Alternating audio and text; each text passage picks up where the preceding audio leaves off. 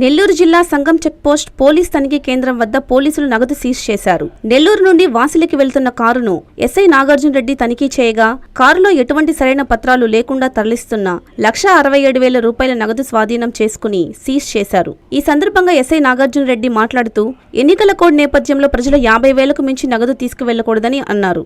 50,000కు మించి నగదు తరలిస్తే సరైన పత్రాలను చూపించాలని తెలిపారు. ఈ సంఘం ఎలక్షన్ ఎస్ఎస్టీ చెక్ పోస్ట్ దగ్గర ఈరోజు 7:30 గంటల సమయంలో క్రమంలో ఒక కారులో డాక్టర్ ప్రభంజన్ కుమార్ అనే డాక్టర్ గారు నెల్లూరు నుంచి వాసిలికి వెళుతూ 40,67,000 రూపాయలతో దొరకడం జరిగింది.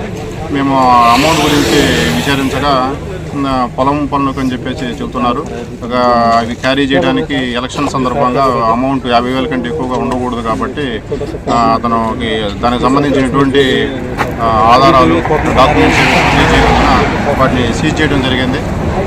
సీజ్ చేసి తదుపరి చర్యలు తీసుకోవడానికి